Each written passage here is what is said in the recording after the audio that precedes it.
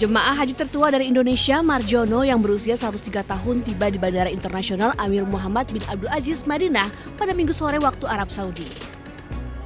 Mbah Marjono berasal dari daerah Karanganom, Sitimulyo, Bantul.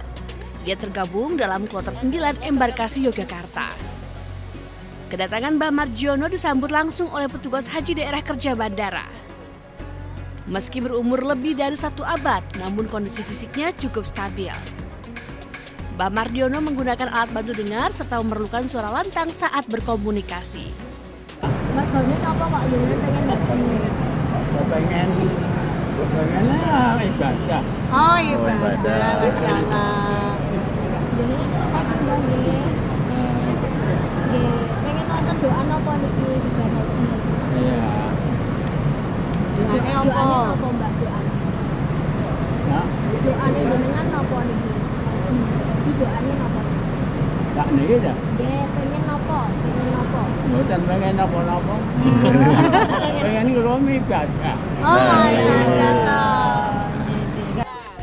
Mbah Marjono harus dibopong ketika turun dan naik kursi roda. Sejumlah petugas pun sigap membantu Mbah Marjono dalam melaksanakan rangkaian ibadah haji tahun ini. Dari Madinah, Arab Saudi, Eti Juitasari, iNews melaporkan.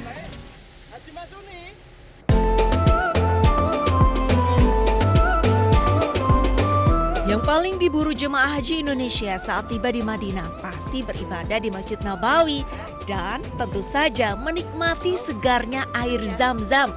Eits, tapi tidak semua air di kawasan Masjid Nabawi itu Zam-Zam loh. Keran-keran yang menempel di pilar pelataran atau area wudhu luar itu isinya adalah air mineral biasa atau air olahan yang memang disediakan untuk umum. Segar sih, tapi kalau yang dicari adalah keberkahan air Zam-Zam, tempatnya bukan di situ. Air Zam-Zam yang asli berada di dalam Masjid Nabawi, didatangkan langsung dari Mekah menggunakan truk tangki. Kita juga bisa menikmatinya dengan 2 pilihan, yaitu air dingin dan air biasa.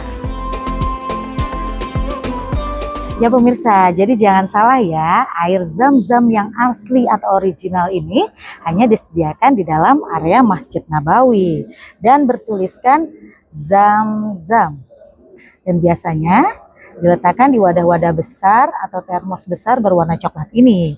Sedangkan air yang disediakan di pelataran Masjid Nabawi itu bukan air Zam-Zam.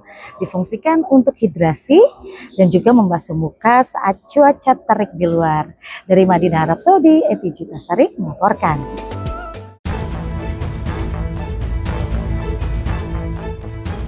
Israel kembali langgar gencatan senjata dengan menggempur wilayah Lebanon Selatan. Serangan Israel dilaporkan membunuh setidaknya 7 orang dalam waktu 24 jam terakhir.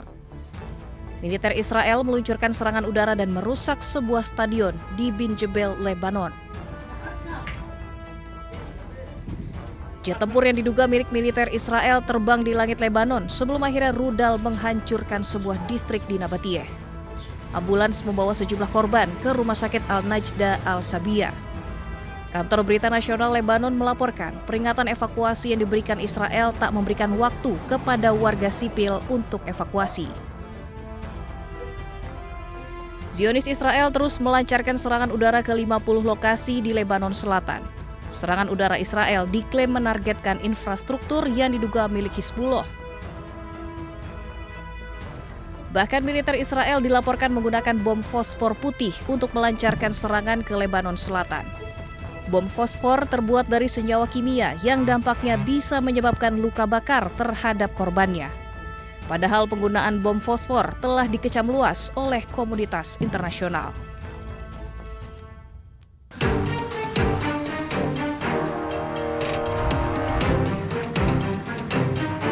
Israel terus meluncurkan serangannya ke Lebanon Selatan. Kali ini Israel mengklaim menyasar fasilitas militer milik Hizbullah. Serangan tak hanya melalui udara, tetapi juga jalur darat. Tentara IDF merangsek masuk ke permukiman warga di Lebanon Selatan. Tank milik Israel pun menghancurkan benteng-benteng yang diduga milik Hizbullah. Militer Israel mengklaim telah menghancurkan lebih dari 100 fasilitas militer milik Hizbullah. Beberapa di antaranya adalah terowongan sepanjang 80 meter yang diduga digunakan Hizbullah. Pemerintah Lebanon sendiri telah meminta warga Lebanon Selatan untuk meninggalkan rumah mereka dan pindah sekitar 1 km dari Lebanon Selatan. Sementara itu, Israel berencana untuk menduduki zona penyangga seluas 10 km di sepanjang perbatasan.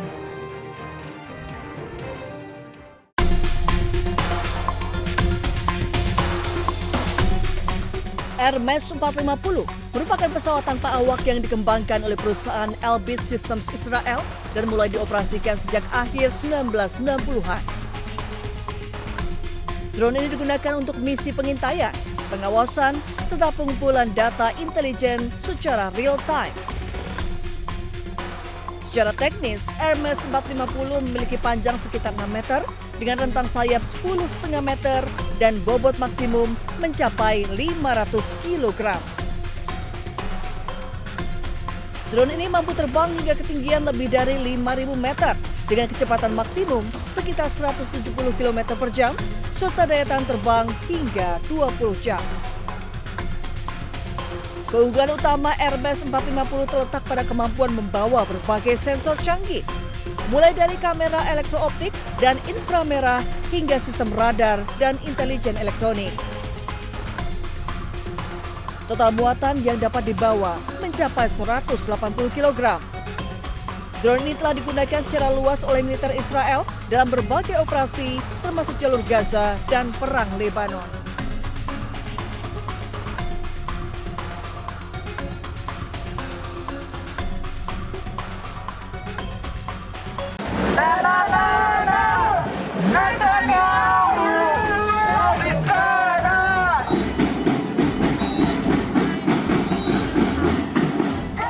Ratusan demonstran berkumpul di Habima Square, Tel Aviv menggelar aksi menentang pemerintahan Perdana Menteri Israel Benjamin Netanyahu.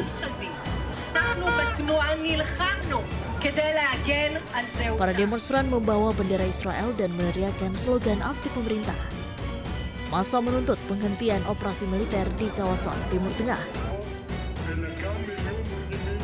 Sebagian massa juga menyuarakan solidaritas terhadap warga Gaza dengan membawa poster bertuliskan dukungan terhadap rakyat Palestina. Sementara itu, aksi protes serupa juga berlangsung di Haifa. Massa mendesak agar Benjamin Netanyahu menghentikan perang.